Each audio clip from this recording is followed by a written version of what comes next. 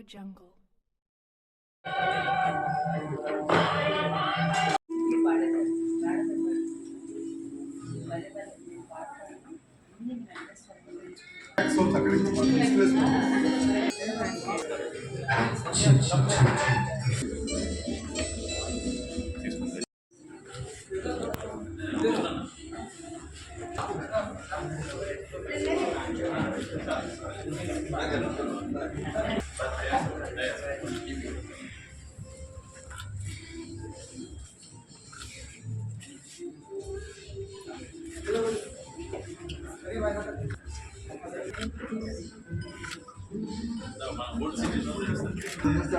చాలా కాలం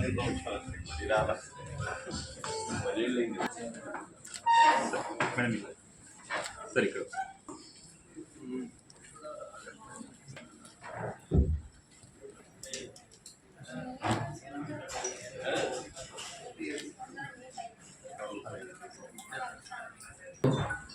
ఇష్టమైనటువంటి మండల బుద్ధప్రసాద్ గారు శాసనసభకి మరొక్కసారి ఎన్నికై మనందరినీ ఆనంద పారవశ్యంలో ఉంచెత్తారు. ఏదో మన సొంత మనిషి, మన ఇంట్లో మనిషి అక్కడ శాసనసభలకు మళ్ళీ ఒకసారి ప్రజెంట్ చేయబోతున్నారు అని అందరూ కూడా ఆనందింప చేసేటువంటి అటువంటి మండల బుద్ధప్రసాద్ గారు ఇవాళ వారు ఈ అనేక కార్యక్రమాల బిజీలో ఉన్నా కూడా మన కోసం ఒక గంట కేటాయించడం, వారిని మనం చిరు ఆత్మీయ అభినందన సత్కారం చేసుకునే భాగ్యం కలగటం, ముందుగా ఒప్పుకొని వచ్చినందుకు పెద్దల మండల బుద్ధప్రసాద్ గారికి హృదయ ధన్యవాదాలు తెలియజేసుకుంటూ వారిని స్వాగతిస్తూ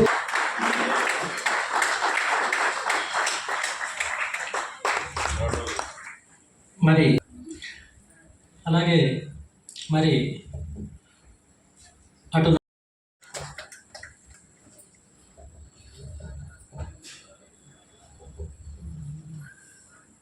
ఆధ్యాత్మిక గానానికి వ్యక్తి తన జీవితం వారి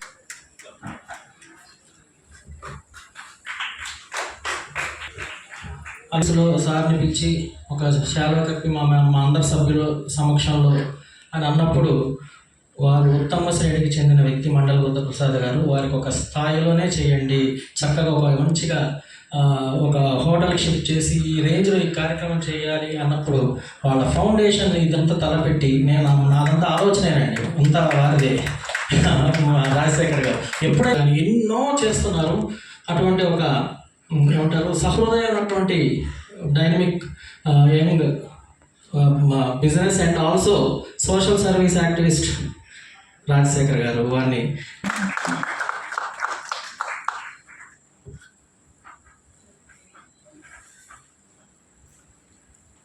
ఒక మారు పేరుగా భాషా సుక్తేశ్వర గారు వారి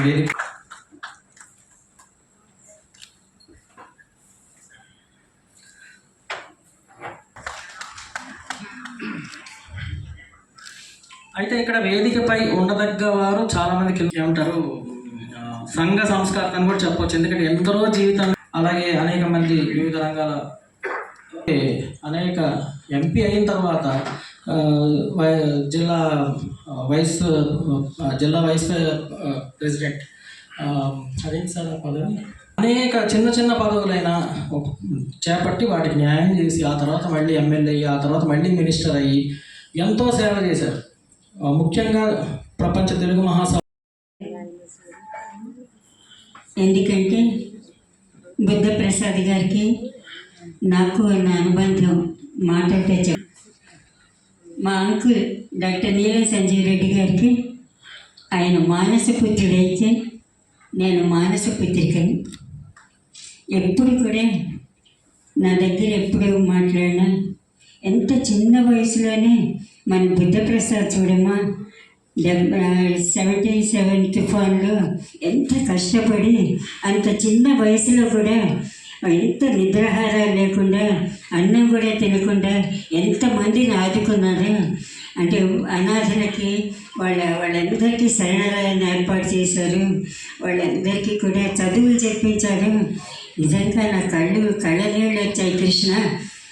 నిజంగా నువ్వు నా కూతురు అయితే నా బుద్ధప్రసాద్ నా కొడుకు తల్లి అంటే అప్పటి నుంచి కూడా మా అనుబంధం అట్లాగే వస్తుంది. ఈ రోజున ఈ వేదికను చూస్తుంటే ఈ రాజకీయ సంక్షోభంలో ఒక్క పవిత్రమైన తులసి మొక్కకి ఎన్నుకొని ఆ తులసి మొక్కని కూర్చోబెట్టి అభినంద సుమార్చనలు చేస్తున్నట్టు అనిపిస్తుంది. నిజంగా ఇది అరుదైన ఆత్మీయపూర్వకమైన ఒక అద్భుతమైన వేదికగా నేను భావిస్తున్నాను. ఆయన ఎమ్మెల్యేగా చేసిన, మంత్రిగా చేసిన, సభాపతిగా చేసిన, ఎంత ఎదిగినా కూడా ఒదిగుండే మనస్తత్వం. ఆయన మనసు నిండా ప్రేమే, మానవత్వమే, మానవతే. ఎంతసేపు ఇంకొకరిని సేవ చేయాలని వేదికను అలంకరించిన పెద్దలకు, సభలోని సహృదయులందరికీ కూడా నా హృదయపూర్వకమైన నమస్కారాలు. ఈ నామకరణం అనేది చాలా విశిష్టమైనది, చాలా వింత విషయం కూడా. ఎందుకంటే నేను చూశాను, బ్రహ్మచారి అండ్ సన్స్ అని పెడతారు. ఒక వ్యాపారానికి పేరు బ్రహ్మచారి అండ్ సన్స్. అలాగే బ్రాహ్మణ మిలిటరీ హోటల్, ఇలాగా ఉంటాయి పేర్లు. కానీ నేను గమనించింది, గౌరవనీయులు మండలి బుద్ధప్రసాద్ గారు పేరుకు తగ్గట్టుగానే ఎంత నెమ్మదిగా ఉంటారో అనేది నేను చాలా సంవత్సరాలుగా గమనిస్తున్న విషయం. ఈర్ష్యాద్వేషాలకు, దర్పాలకు అన్నిటికీ అతీతంగా చాలా సౌమ్యంగా, కామ్గా అనిపిస్తారు వారిని చూస్తే.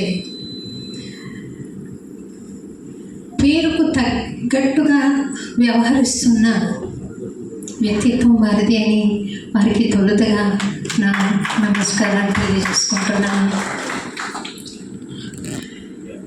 ఇంకొకటి నేను గమనించింది ఏమంటే, పదవి వచ్చే వరకు ఒక రకంగా, పదవి వచ్చాక ఇంకో రకంగా వ్యవహరించే తీరు చాలా కామన్గా మనం చూస్తుంటాం. కానీ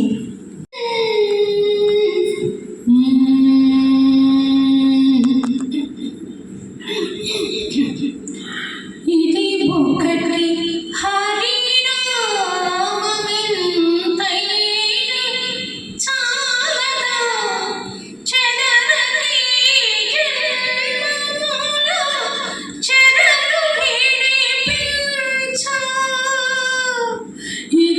ఒకటి హరినామమింతైన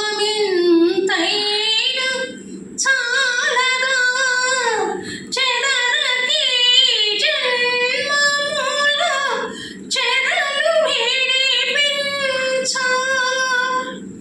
మదినొకటి హరినామ మంత్రమది చాలదా, మదినొకటి హరినామ మంత్రమది చాలదా, 10,000 నరకము పాముల మెడలించ చాలదా, చాలదా హరినామము చాలదా, హితవైన చవులెల్లను సగా. జయ గోవింద హరి, భజ గోవింద హరి. జయ గోవింద హరి, భజ గోవింద హరి. జయ గోవింద. కళ్ళు మూసుకున్నప్పుడు ఒక మనోచిత్రం వస్తుంది.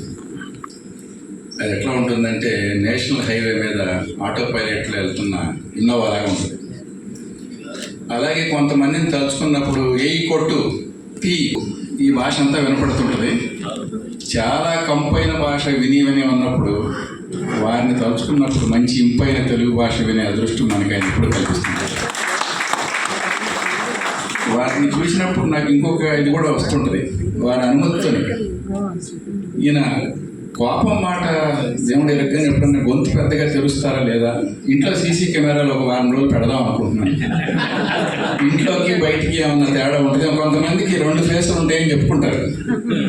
మరి వారు అనుమతిస్తే ఒక వారం ఇంట్లో సీసీ కెమెరాలు పెడదాం అనుకుంటున్నాను. ఉన్నాయి అంటున్నారు, ఎప్పుడో ఒక రీతి తెప్పించుకుంటాను. అటువంటి అత్యంత సాత్వికులు, సహృదయులు, ఆప్తమిత్రులు, ఎవరికైనా మనవారు అనిపించే అటువంటి వారు అప్పుడప్పుడు ఎన్నిక అవుతుంటే, ఈ మధ్య నేను ఎప్పుడో ఆ చంద్రబోస్ పాట మీద నా బ్లాగ్లో రాసుకున్నాను, నమ్మకం మీరా స్వామి.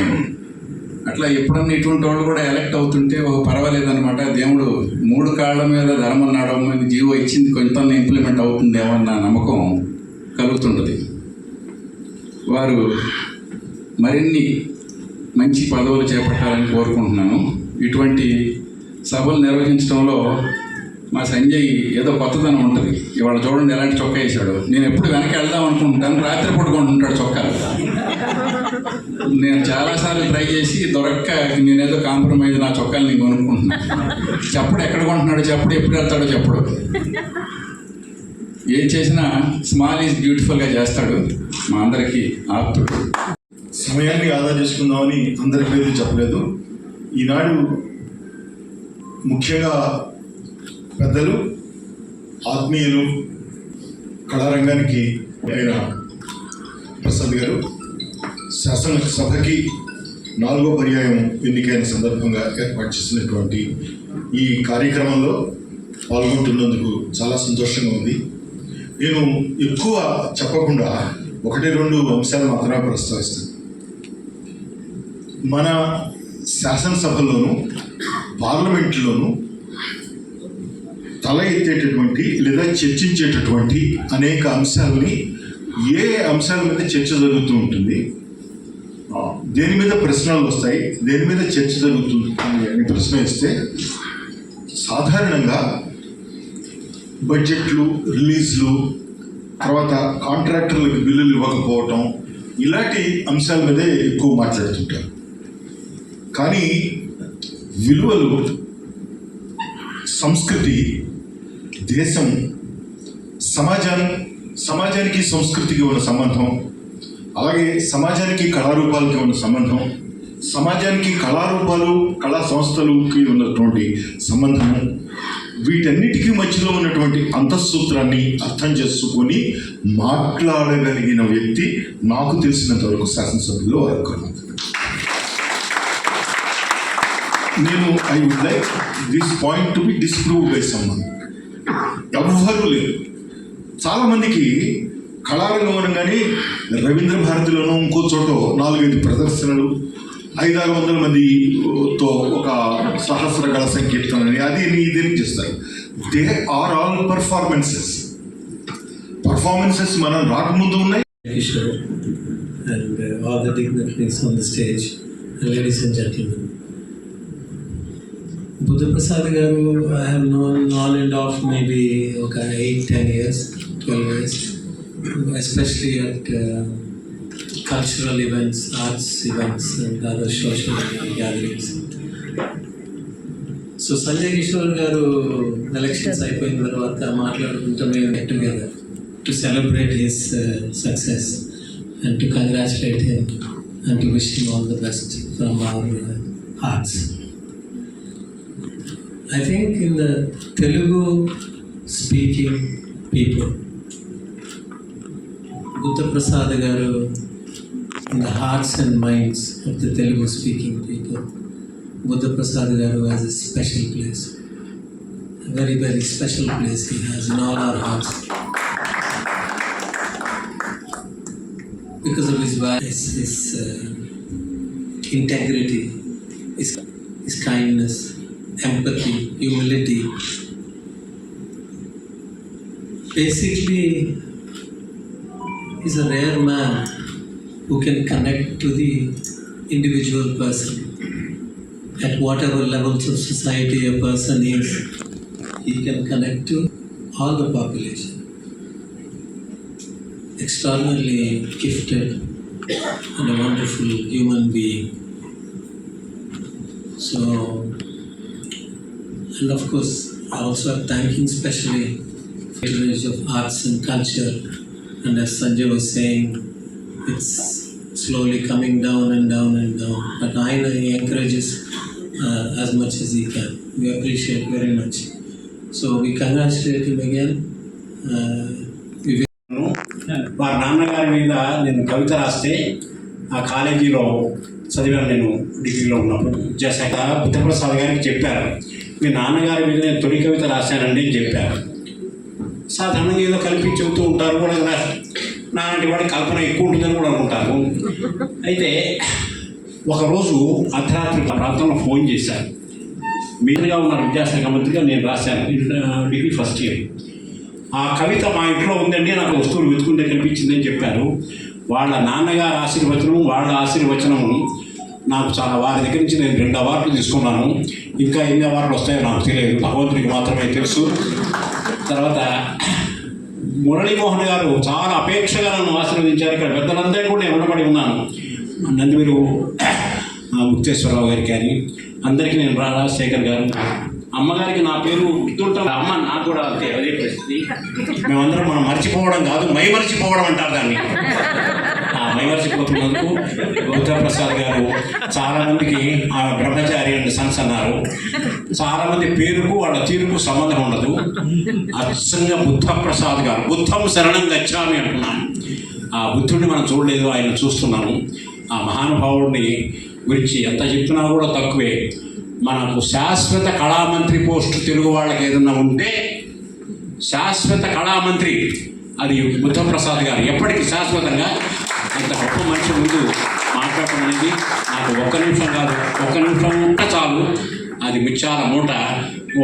ఇందాక హర్షవర్ధన్ గారు చెప్పారు, సార్ మీరు ఇంట్లో ఏదో సీసీ కెమెరా పెడతామన్నారు కదా, కాదు సార్ మన అమ్మగారికి ధన్యవాదాలు చెప్పాలి, ఎందుకంటే వారు సౌమ్యంగా ఉండడానికి ఆమె కారణం అనుకుంటున్నాను. అందరికీ కూడా ఇదే మొహంలో ఎప్పుడైతే చిరునవ్వు కనిపిస్తుందో ఇట్ రిఫ్లెక్ట్స్ దేర్ హార్ట్. దానికి ఇద్దరు వ్యక్తులు కూడా ప్రత్యక్ష ఉదాహరణ, మన మురళి గారును ప్రసాద్ గారు. రాజకీయాలకి, ఆరోగ్యకరమైన రాజకీయాలకి అడ్డ, అవినిగడ్డ బిడ్డ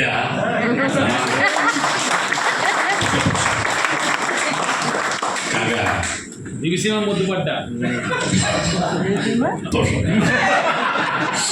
ఇతరు ఇక్కడ ఉన్న వాళ్ళందరికీ కూడా వయోధికులు.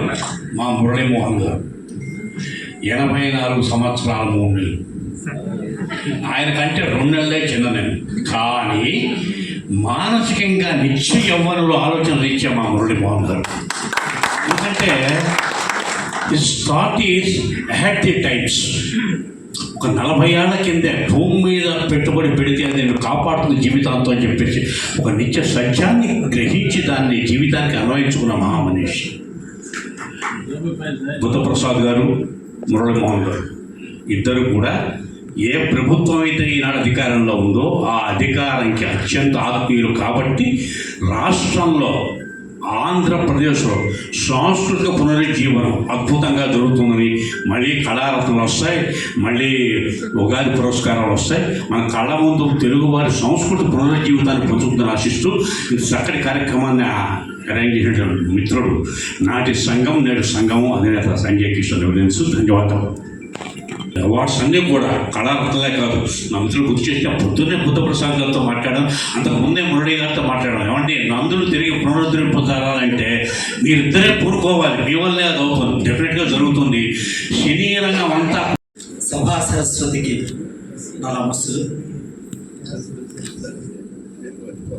మండలి బుద్ధప్రసాద్ గారితో నాకు ఒక 40 సంవత్సరాలుగా అనుబంధం. అకాడమీలన్నీ రద్దయిపోయిన సందర్భంలో బాలల అకాడమీని పునరుద్ధరించాలని ఉమ్మడి ప్రభుత్వంలో చాలా ప్రయత్నాలు చేసాం. వెలగా వెంకటప్పయ్య గారును మేము అంతా కలిసి అయితే దాని బాలభవన్లో కలిసిపోయింది. అంటే సార్ నాకు గుర్తుకొచ్చినప్పుడల్లా నాకు అది గుర్తుకొస్తూ ఉంటుంది. బాలల అకాడమీ వైభవం మండలి వెంకటకృష్ణారావు గారి కాలంలో ఒక వెలుగు వెలిగింది పిల్లల కోసం, బాల సాహిత్యం కోసం. ఎందుకు అని అంటే ప్రపంచం పచ్చగా ఉండాలంటే ఆ పిల్లలుగా ఉన్నప్పుడే వాళ్ళకి టీకాలు వేయాలి అన్నది నాలుగు. వారు శాసనసభ్యులుగా ఎన్నికైన సందర్భంగా ఇక్కడ శుభాకాంక్షలు తెలిపే ఈ కార్యక్రమంలో వాళ్ళ గురించి నేను 4 మాటలు చెప్తాను. వారు తండ్రి గారు నాటిన తెలుగు బీజాన్ని వెలుగులు చిమ్మే పువ్వులు చిమ్మే మొక్కలుగా భుజాన పెట్టుకొని ప్రపంచానికి పంచుతున్నవారు. వారు తెలుగు భాషకు పెన్ను, తెలుగు భాషకు కన్ను, తెలుగు భాషకు వెన్ను, తెలుగు భాషకే మిన్ను. ఇటువంటి చక్కటి కార్యక్రమాన్ని ఏర్పాటు చేసిన సంజయ్ కిషోర్ గారికి, వేదిక మీద ఉన్న పెద్దలందరికీ కూడా నా నమస్కారం. తొందరపడను, కానీ వాళ్ళు తొందరపడదు. ఎందుకంటే ఇందాక పెద్దలు చెప్పినట్టుగా శంకరనారాయణ గారు చెప్పారు, కొంచెం వయసు మీరిన తర్వాత మర్చిపోతూ ఉంటామని. దాంట్లో చెప్తూనే ఇంకో మంచి మాట అన్నారు, మై మర్చిపోతాం అన్నారు. ఇప్పుడు నా పరిస్థితి మై మర్చే స్థితిలోనే ఉంది. దానికి పరీక్ష పెట్టుకున్నాను. ఒక కాగితం మీద రాసి ఉన్నాయి పేర్లు, వేదిక మీద ఉన్న పేర్లను తీసుకొచ్చి పెడుతూ ఉంటాను. ఎందుకంటే ఒక పేరు చెప్పి ఒక పేరు ఎక్కడ చెప్తామో అని చెప్పి ఇవాళ మాత్రం నాకు నేనే ఒక పరీక్ష పెట్టుకున్నాను. మళ్ళీ మధ్యనే నా బర్త్డే అయింది. మర్చిపోయే స్థితిలో ఉన్నానా మై మర్చిపోయే స్థితిలో ఉన్నామో తెలుసుకుందామని. అందుకని పేర్లు ఏమి రాసుకోకుండా వేదిక మీద ఉన్న పేర్లన్నీ చెబుదామని ప్రయత్నం చేస్తారా. ఎన్ని మార్కులు వస్తాయో నాకే తెలియదు. ముందుగా మా అందరికి ఆడపిల్లలు లేరు, అదే వాళ్ళ కుటుంబంలో, వాళ్ళ నాన్నగారి కుటుంబంలో ఈవిడ్నే సొంత చెల్లెలాగా నాగేశ్వరరావు గారు భావించేవారు. వారి గురించి నాగేశ్వరరావు గారి చరిత్ర ఆవిడకి తెలిసినట్టుగా ఎవరికి తెలియదు. దాని బుక్స్ కూడా రాశారు ఆవిడ. అన్ని సభల్లోనూ వచ్చి చక్కగా నవ్వుతూ మాట్లాడేటువంటి మా కృష్ణక్క గారికి, అలాగే తెలుగు వాళ్ళందరూ కూడా గర్వంగా చెప్పుకోగలిగిన పేరు మణి శోభారాజు గారు. వాడొక ప్రత్యేకమైన వ్యక్తి. ఆవిడకి ఆ భగవంతుడిచ్చిన కంఠంతో ఎన్ని పాటలైనా పాడగలరు ఆవిడ. ఆవిడకున్న విద్వత్తుకి సినిమా ఇండస్ట్రీ నుంచి కూడా చాలా ఆఫర్లు అయితే కూడా ఆవిడ ఒకే మాట, నేను పాడతాను తప్ప ఈ గొంతులోంచి కమర్షియల్ సాంగ్స్ నేను పాడాను అని చెప్పి ఆవిడ చెప్తున్నారు. అలాంటి టైంలో ఇదివరకు మాకు ఫారెస్ట్ మినిస్టర్ ఉండేవారు. పేరేంటమ్మా? ఫారెస్ట్ మినిస్టర్ గారి పేరు ఇదే మైమర్స్టో అంటే. సరే పోలేదు, మా ఫారెస్ట్లో పాటమ్మా నువ్వు పాట పాడేవారు మా సినిమాలో ఉన్నాడు.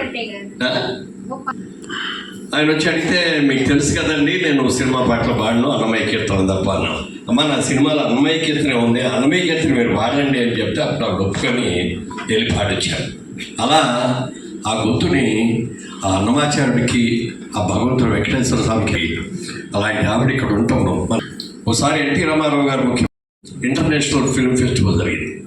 ఆ రోజున అందరూ కూడా దేశ విదేశాల నుంచి అందరూ కూడా వస్తే ఎన్టీ రామారావు గారు ఆ వచ్చేటప్పుడు అందరికీ కూడా ప్రశాంతంగా చక్కగా వింటారు ఏది అంటే శోభరాజు గారితో ఆ రోజున కచేరీ పెట్టించాను. నేను ఫస్ట్ టైం ఆ కచేరీ నేను వినటం అదే దాన్ని ఇప్పుడు అర్థమైంది ఎంత గొప్ప గాయని మణి అనేది. అలాగే మరి ఈనాటి పెళ్లి కొడుకు మరి తండ్రికి తగ్గ తనయుడు, తండ్రిని మించిన తనయుడు అవుతాడు కదా నాకు తెలియదు, కానీ తండ్రికి తగ్గ కూర్చొస్తాడు బుద్ధప్రసాద్ గారికి. అలాగే ఎస్సీడబ్ల్యూ పెద్ద కాంట్రాక్టర్స్ అండి. వాళ్ళ తాతగారు నాకు బాగా పరిచయం, నాకంటే పెద్ద ఆయన కానీ నాకు బాగా పరిచయం. అలాగే విజ్ఞాన జ్యోతి కాలేజెస్కి కూడా వ్యవస్థాపకులు వారు. వాళ్ళది ఎంత స్టాండర్డ్గా ఉందో చెప్పడానికి లేదు. ఆ కాలేజీలో సీట్ వస్తే చాలు అని అనుకుంటారు. సీట్ వస్తే గ్యారంటీ ఉద్యోగం కూడా వస్తాడు. అంత అద్భుతమైన కాలేజీ నడుపుతున్నటువంటి విజ్ఞాన జ్యోతి కాలేజీకి కానీ, అలాగే ముక్తేశ్వరరావు గారు కళారంగంలో ఆయన పేరు తెలియని వాళ్ళు ఉండరు. పోతే ఆఖరి పరీక్ష కొంచెం గడ్డుగా ఉంటుంది. ఇందాక అడిగితే దానికోసే సంజయ్ కిషోర్ అడుగుతున్నాను, నాకు పెట్టబోయే పేర్లు మర్చిపోయేటట్టున్నాను. కానీ అక్కడ కూర్చున్నానంటే బాగా కానీ బట్టి పడతామే మనం పేర్లు ఇచ్చేవారు చాచేవారు అనుకుంటా వస్తాను. మళ్ళీ ఎక్కడే ఉందో ఎక్కడ మర్చిపోతాం అని. ఎందుకంటే టెస్ట్ పెట్టుకోవాలి, మనం పెట్టుకోకపోతే మర్చిపోతాం. మామూలుగానే ఇప్పుడు ఈ వయసులో మేము మర్చిపోతాం.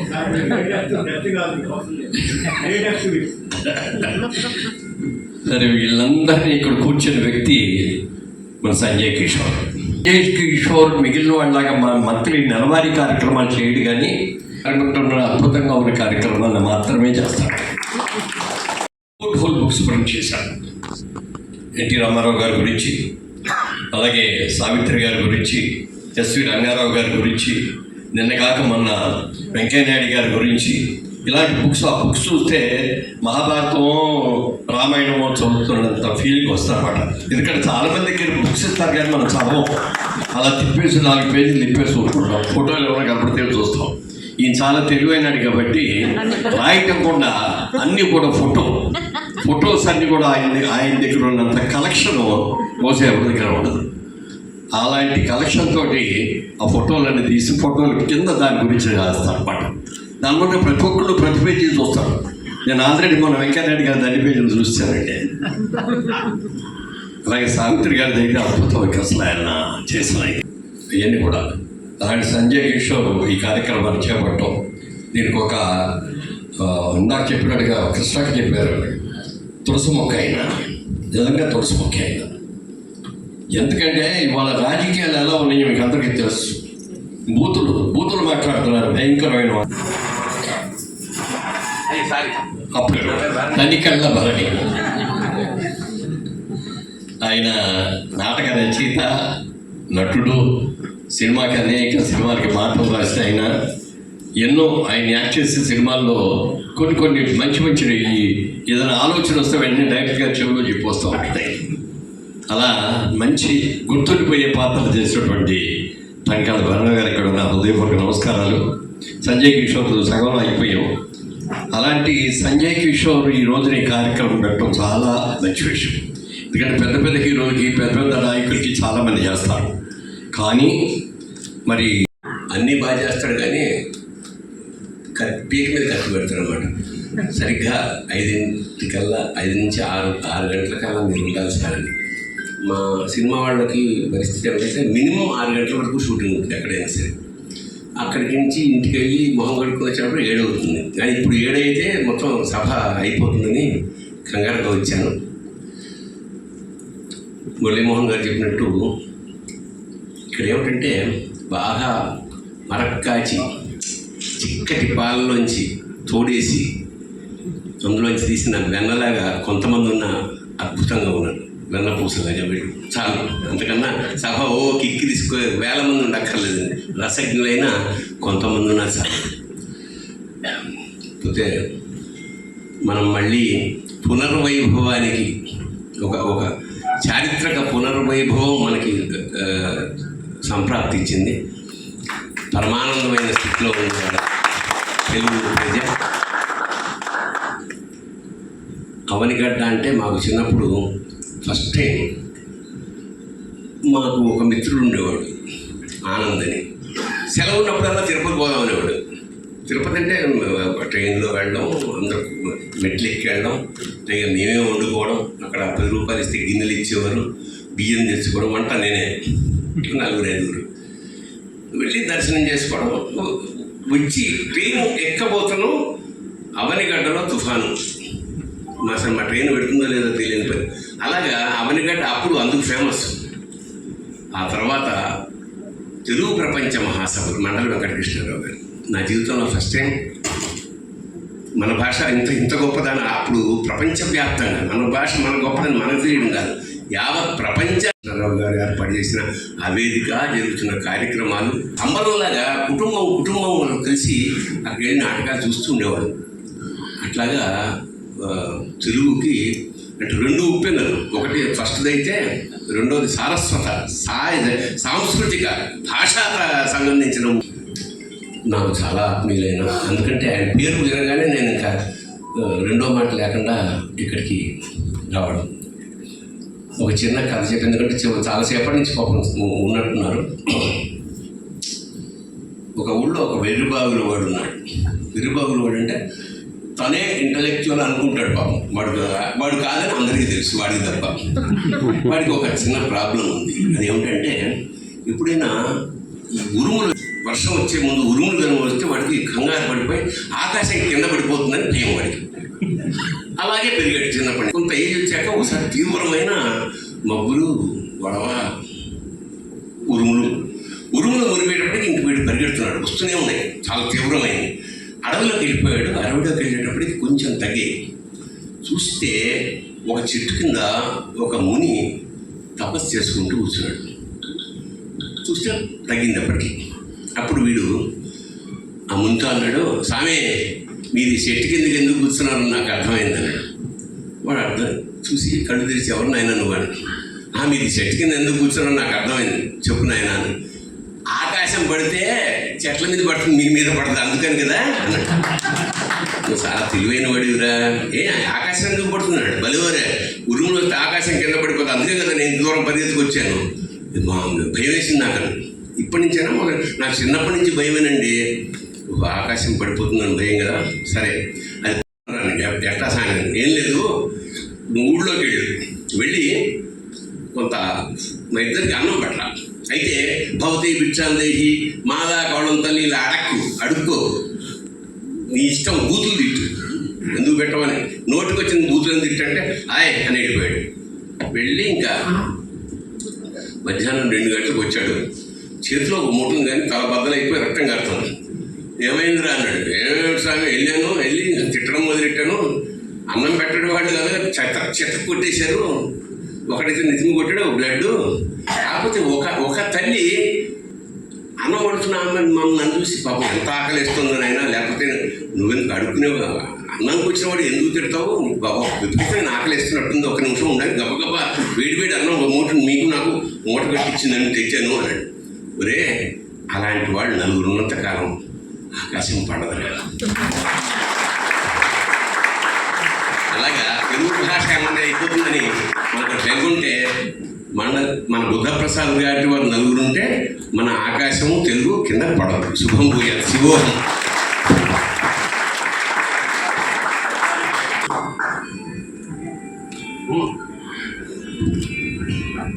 ఇప్పుడు వారికి ఆత్మీయ సత్కార కార్యక్రమం